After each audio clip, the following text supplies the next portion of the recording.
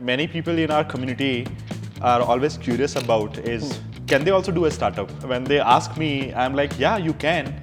And then they're like, but I don't have an idea. If I am a Coca-Cola brand manager and if I get the idea of matcha cola and if I want to launch the product into the market, it will take me a minimum of 1 to 2 years to actually get that product in a supermarket in Bangalore. So the primary problem for the FMCG companies is how do they crunch down that time from 1 to 2 years to, let's say, 3 to 6 months. If you look at the FMCG failure rate, right, it's 90%. Imagine that if you walk into a supermarket and you pick a product from a shelf, 9 out of the 10 times it would have failed in the first year itself. FMCG brands, whether it's the Coca-Cola of the world or Nestle or whatever, these guys have a lot of money. Why would they not build it in-house if the failure rate is so high?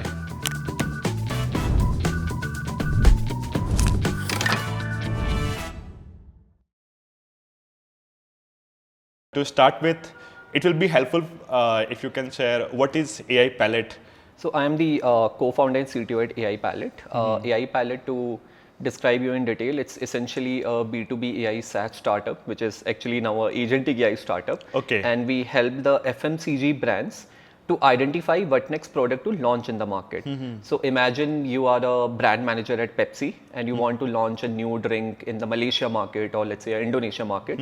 So you can come to our platform, you can discover what are the kind of trends and you can identify the ideas from there, and then you can shortlist the best ideas out of the list of ideas. And then you can essentially feed that into your marketing engine and you can feed it into the downstream part of it. Very interesting. Yeah, so this is what essentially we are able to do. It's an interesting problem statement. So you probably use a lot of machine learning and AI in all of this, right? That's correct. When you said companies use your technology or the platform to decide, what to build next in a market, looking at the trends. Can you share what are these trends that we are talking about here with an example? Yeah. So firstly, before that, I would also let you in on a secret about the food industry, right? So the secret about the food industry is that the CPG companies are not the real innovators. The real innovators in the food industry are the chefs, baristas and the bartenders. They are the ones who come out with a new dish, a new cocktail or a new variant. And typically when it gets popular in the fine dining space or a bar, then it gets copied by the multiple restaurants or the bars in the vicinity of that. And once that happens, then it gets picked up with the QSRs, so quick service restaurants. This would be the likes of the KFC, the McDonald's and the Starbucks of the world.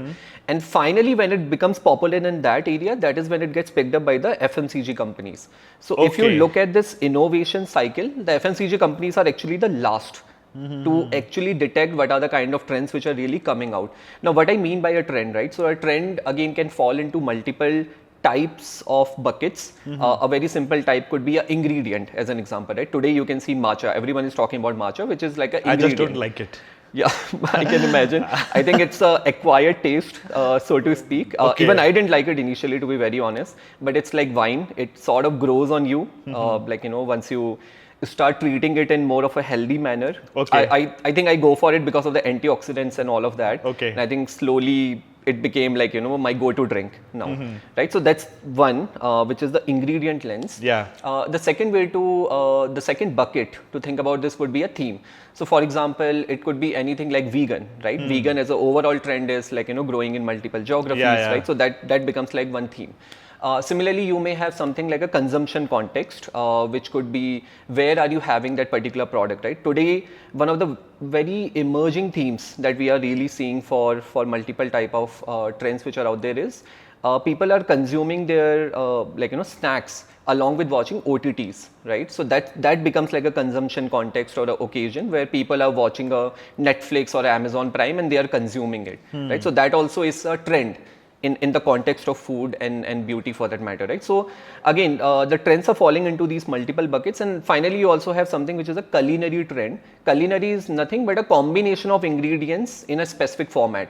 For example, if I just say matcha, it's a ingredient. But if I say matcha latte, which is like a furnished product, right? Similarly, it could be matcha juice as an example, right? It could be matcha soda. Tomorrow, you never know, right? So I think this is what it means as a culinary trend. So the trends that I am talking about are like, anything and everything to do with ingredient or theme or culinary or consumption context. Some of these sound more like observations to me, but as a tech platform, you must be having some way to keep an eye on what's happening on the internet, what's happening in terms of trends, what's getting picked up, what people are talking about. So, is it all observations that you have to make actively, or you must be having some systems which use technology to actually identify these trends? Yeah, of course. So I think if you look at it, how traditionally this used to happen, right? Let me give you that with an example. So for example, if I talk about traditionally, let's say if I am Nestle and a Nescafe brand manager, typically I would talk to my market research team and ask them, okay, what is the next flavor of coffee I should launch? Then what would happen is the team, they would take the next flight out, they would go and visit, let's say, if I'm asking for Indonesia as a market, right? Then they would go and take the next flight to Jakarta. They would go and visit like 10 to 15 cafes, and they would see what are the type of coffees which are really trending in those cafes, right? And based on that, they would then give their own recommendations and whatnot, right? Now, all of that, you can actually do it at scale with the technology that is there today, right? Now, with AI and the amount of data which is out there, where people are sharing everything and anything related to the recipes which are there of the coffee, to what are the kind of coffee that they are buying, whether it is on TikTok, Instagram, Twitter and whatnot. Similarly, what they are searching on the Google search, right? What are the kind of coffees that are being searched upon. Also analyzing the menu of the different cafes, you can understand what kind of coffees are trending, and also looking at retail products, right? Like what kind of brands that are really coming out in the D2C space and overall FMCG companies. So all of that, firstly, is the unstructured, semi-structured and structured big data. And then we have the AI layer on top of it. Now, again, AI, like I mentioned, it comes in various shapes and sizes. So it's not only LLM, but it's SLM, it's some classical machine learning model as well. And using these models and also the taxonomy that we have really built out. So think of taxonomy as sort of like a structure that you are trying to provide to the unstructured data, right? So for example, if I am identifying a trend, I have to put it into a certain category, right? What could be the category? It could be, let's say, beverage, right? Beverage is like one of the categories, right, in the food. Within beverage also, you then may have coffee, you may have tea, you may have juice, and so on and so forth. And within coffee also, then you may have cappuccino, latte and whatnot, right? So this taxonomy is also something which keeps on evolving because there are new formats which are coming up, right? So the way the AI is really working is it is looking at this taxonomy, plus it is looking at all of that unstructured data, and finally it is starting to make sense out of it. It is identifying those signals and then sort of processing it and giving you the insights. Obviously, a lot of it has also changed how it was pre-Chat GPT era or the pre-LLM era to now post-LLM era in terms of the user interaction. So while in the past, it was more about the dashboard and the insights which you would give in terms of the platform and the user experience. Today, I think it's more of a reasoning layer that you are providing on top of this data, where with the agentic workflow, a user can come, they can ask a question, and then they can get a response, and then they can keep on iterating and get to the right answer. One thing that many people in our community are always curious about is, can they also do a startup? But when they ask me, I'm like, yeah, you can. And then they are like, but I don't have an idea. I'm like, you will come across one. If you have the right intent to do something. But I think it's always useful to know how somebody decides to pick an idea. In your case, what was the story? Like, this is a very complex problem. I do not know how much you anticipate when you started. In fact, an argument can be made. You have to be a little delusional, to pick problems that eventually become so complex. But in the beginning, it's the excitement and the promise that gets us in. In your case, what happened?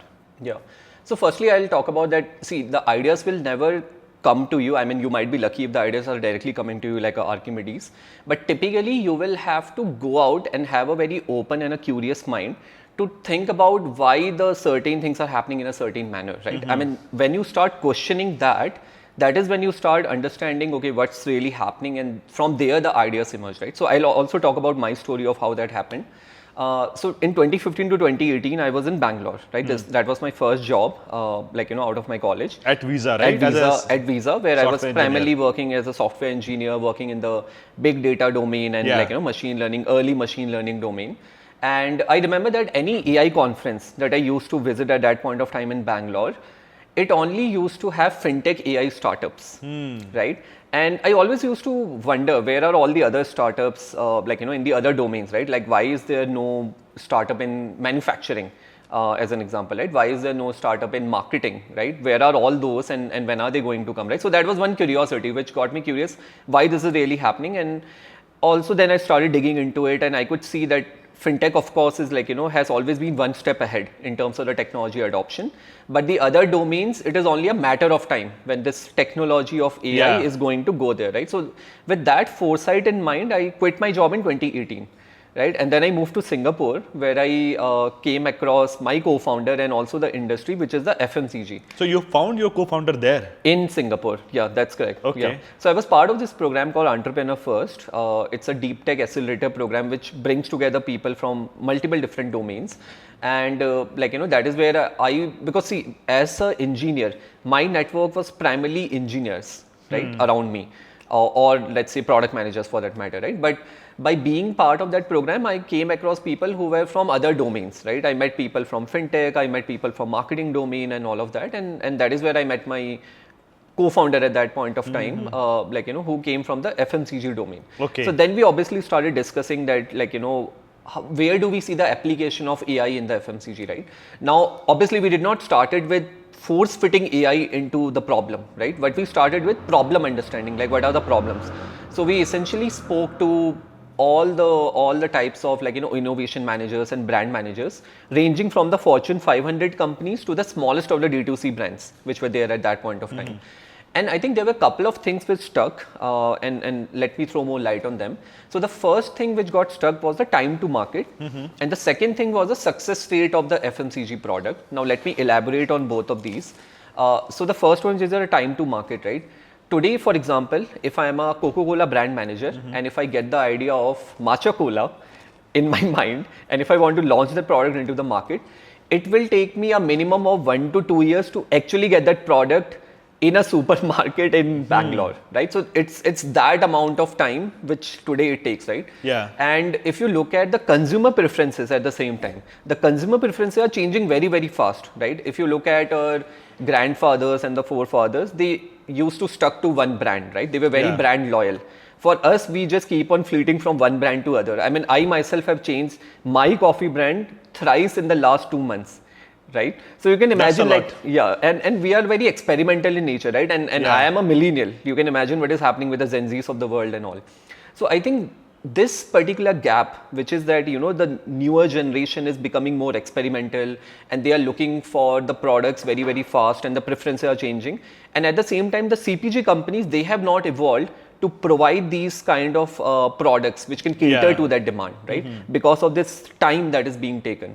So the primary problem for the FMCG companies is how do they crunch down that time from 1 to 2 years to, let's say, 3 to 6 months, right? So that was one of the core problems which we identified by talking to the brand managers. The second one was the success rate, which is again a sort of consequence from the time taken, because typically when you're taking 1 to 2 years to launch a product, by the time you launch a product, it has already, the trend has already moved on, because people have moved on to the next big thing, right? And also a lot of these processes are retrospective in nature, they are not predictive. Right, the traditional processes I'm talking about to understand a trend. So that's the reason why it becomes very, very difficult for these companies. And if you look at the FMCG failure rate, right, it's 90%. Imagine that if you walk into a supermarket and you pick a product from a shelf, 9 out of the 10 times it would have failed in the first year itself, right? So that's the high amount of the failure rate which is prevalent in the industry. That's crazy. Today. I didn't know this. That's crazy, right? Yeah. So that's the reason why, this is a big challenge, a hair on fire problem, they say, for the FMCG brand managers and the product managers, which is the successful product they can launch in the market and how can they launch it fast, right? And this is where a platform like us then started coming into the picture, because that is where we identified that, hey, how can we crunch down this time? Plus, how can we increase the odds of success, right? And that's where the genesis of the AI to be applied in the FMCG started coming, and that's how the AI pilot came about. One thing I'm thinking about, these FMCG brands, whether it's the Coca-Cola of the world or Nestle or whatever, these guys have a lot of money. why would they not build it in-house if the failure rate is so high? Yeah. Why would they take a solution from a tiny startup? What's the need for a startup? Yeah. For something like this? Yeah, that's a great question, and I think one of the popular investor questions also when we were I don't fundraising. have money though. Yeah, I'm sure you have, but okay, that's a different topic altogether. But coming back, right? So see, at the end of the day, if you look at what these companies are great at, right? I mean, Coca-Cola at its core, they are selling us what? They are selling us like a sugar syrup in a way, right? They are selling us the sugar soda water. Now they are selling sugar-free also. Now they're selling sugar-free also, right? Which is there.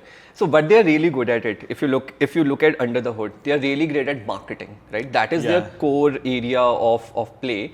And for any company in the world, right, they should always play in the area in which they are great at, right? And not focus on the other area. So I think for these companies, what they have really been great at is the marketing part of it, and that is where they continue to invest, right? While for the other areas which are around the research and innovation, firstly they are not able to attract the right talent, because in order to build, let's say, a product like this deep tech AI product, you will need to attract the best of the data scientists and the best of the data engineers, right? Which is very, very difficult, because you have the Googles and the Metas of the world, and today Anthropics and OpenAIs of the world, right? Where this best talent is going to go.